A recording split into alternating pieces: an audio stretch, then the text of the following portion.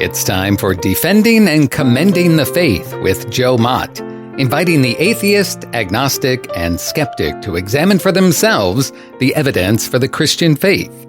We are all limited by what we do not know and by the things we think we know but are not true. Dr. Joe Mott earned his PhD at LSU and was a distinguished math professor at Florida State University for 38 years, helping to write 3 math textbooks and authoring over 30 research articles in math. He is now the host of this radio program, Defending and Commending the Faith. Here is Joe Mott. I am returning to the 12 points that show that the Christian worldview is true. I have deliberately delayed this discussion because it is the most philosophical and abstract. But it is also the most fundamental and the necessary foundation of all that we need to understand about any worldview. There is first a distinction between the truth of a proposition and the truth of a worldview. A proposition, as I am using it, is a truth claim, that is, a declarative sentence that has the additional quality that it is either true or false. So we begin with these 2 questions. What is the truth of a proposition? And can truth about reality be known? At the first trial before the Roman authorities, Jesus is before the Roman procurator, Pontius Pilate. When Pilate is finished interrogating Jesus, he asks Jesus this question: what is truth? But he didn't stay around to hear the answer. Nevertheless, the question has reverberated throughout history. The question of truth is still vital today. Philosophers are still asking, is truth absolute? Is it knowable? Does it correspond to a referent, or does it correspond to reality? Teachers will say 2 + 2 = 4. President John F. Kennedy was assassinated in 1963. Is the third person singular of the verb be, or there is a physical law called the law of gravity. Statements like these are truth claims. Each day we all make statements that we want others to accept as fact. We make truth claims all the time. When you visit your physician and are asked to complete a questionnaire listing where you live, given your birth date, your social security number, zip code, or insurance data, your responses are truth claims. When you apply for a job, you give vital information about yourself, all of which are truth claims. When you read the newspaper, you are reading truth claims. Our everyday life is filled with truth claims. But a truth claim may be either true or false. For example, I can say Thomas Jefferson was the 2nd American president. This is a truth claim, but it is false, since in fact he was the 3rd American president. The worldview is a collection of presuppositions which each of us hold that act like a lens through which we view all of reality. These presuppositions provide the frame of reference for all of our thought and action. They are assumptions which may be true, partially true, and unfortunately may be entirely false. They may be held either consciously or subconsciously, and they may lead to contradictions because we may not have thought about them rationally. That is the drawback about a worldview. We all have one, but it may be a bad one. Second distinction. A test of truth for a proposition, a truth claim, is one thing, but a test for a worldview is another. I will return to discuss the tests of a worldview later. We all want to know what is true, but I am not asking what things are true. There are many propositions out there, and figuring out which ones are true and which ones are false is not something we could ever accomplish. I'm wondering about the nature of truth itself, what it takes for a proposition to be true. Here is the commonsensical Western definition. Truth of a proposition is what corresponds to, relates to, and matches the facts. It is telling it like it is. This definition is what most people and cultures in all times and places in the Western cultures mean by truth. Nearly all the ancients believed in objective truth, just as science, mathematics, the court system, medicine, economics, and accounting now are all about objective truth. Mortimer J. Adler, editor of the great books of the Western world, found in his research that all the thinkers he interviewed concurred that the truth of ideas depends on their conformity to reality. As a mathematician, I frequently say a proposition is true if its content is an accurate description of reality. One can say, I don't accept this understanding of truth. But to deny this understanding, you have to use this understanding. Hence, one can deny it only in theory, but then must use it in practice. Such approach is self-defeating. It is like saying, I cannot speak a word in English. Thus, according to this definition, the truth of a proposition is fact-related, evidence-based, and objectively testable. It is what the facts leads us to believe. Truth is what actually is the case, and truth is not what actually is not the case. Moreover, what is true for everyone, everywhere, at every time. Simply put, the definition of truth is telling it like it is, the way things really are. This definition is the so-called correspondence view.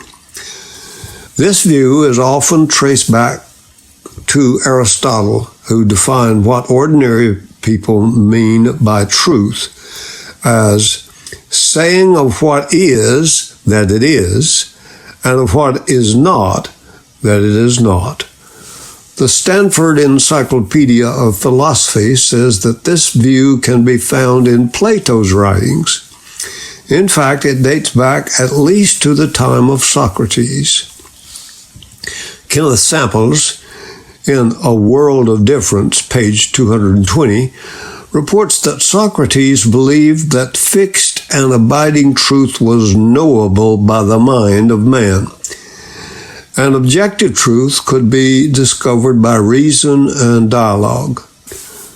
Thus, to fail to pursue truth about the meaning of life and morality was to live an inauthentic life and shallow human existence. Socrates said, the unexamined life is not worth living. Socrates' view about truth clashed with the views held by a group of Greek teachers called the Sophists. The Sophists taught that it was impossible to know the nature of truth and thus embraced a form of skepticism. Reality to them was only what each person perceived it to be. This is the view that truth is relative to persons. Postmodernism agrees with the Sophists. Postmodernists say that the truth is subjective, relative, invented, and unknowable. So the question of truth is more important now than ever. However, most people today probably will agree on the importance of truth, since no one wants to believe something that is not true. The correspondence view of truth is implied in the 9th commandment. You shall not bear false witness. It is entailed in Acts 24, verses 8 and 11, where Paul is being tried before Felix. A prosecutor says, you can ascertain all these things. And Paul defends himself by saying, you can easily verify my activities. It is apparent in Genesis 42, verse 16, when Joseph says to his brothers, your words will be tested whether there is any truth in you. It is employed in the test for a false prophet. When a prophet speaks in the name of the Lord, if a thing does not happen or come to pass, that is the thing which the Lord has not spoken. The prophet has spoken presumptuously. In Deuteronomy 18, verse 22. It occurs in Judges 21, verse 25, which describes the times in Israel's history where everyone did what was right in his own eyes. John MacArthur says, the idea that everyone should get to define for himself what is right and true is a recipe for disorder and disaster. Truth of a proposition can be divided into two categories, objective and subjective. Objective means independent of the knower's opinions, and subjective means dependent on the person's opinions. Each truth claim is an objective truth statement. It can be tested by the real world. I itch, I like Bluebell ice cream, are subjective truths. In the definition that I have given, truth is objective and absolute. In particular, this definition rejects the idea that truth is only a subjective opinion. Truth is not personal, and it doesn't belong either to me or to you. The definition I've given of the truth of propositions is accepted by the medical profession, the court system, accountants, economists, mathematicians, etc. But most people in our culture seem to subscribe to subjectivity. Is subjectivity enough to save you from cancer, bankruptcy, IRS investigation, inflation, accident, or death? It is not. So why would you hook your wagon to a pending disaster? C.S. Lewis remarked, if truth is objective, if we live in a world we did not create and cannot change merely by thinking, if the world is not really a dream of our own, then the most destructive belief we could possibly believe would be the denial of this primary fact of the objectivity of truth. It would be like closing your eyes while driving or blissfully ignoring the doctor's warning. The subjectivist will not agree with this definition. The definition is an objectivist one. So the issue is right here in the definition. In a sense, the whole issue between the subjectivist and the objectivist is the definition of truth. Let me summarize what we discussed in this episode. We are returning to discuss the 12 points that show the Christian worldview is true.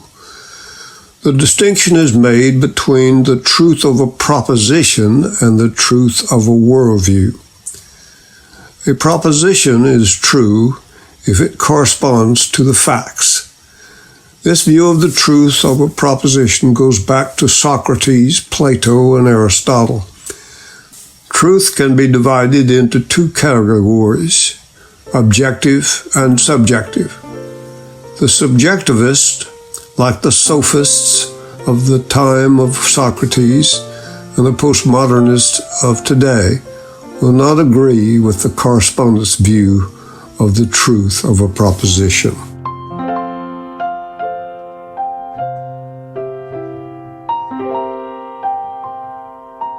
Thank you for listening to Defending and Commending the Faith with Joe Mott, a production of Wave 94 Radio in Tallahassee, Florida. If you have any questions or comments for Joe, please forward them to Doug Apple at Wave94 at this email address, dougapple@wave94.com. And be sure to join us every Monday evening at 6:45 p.m. on Wave 94 and subscribe through your favorite podcast app. Defending and Commending the Faith with Joe Mott.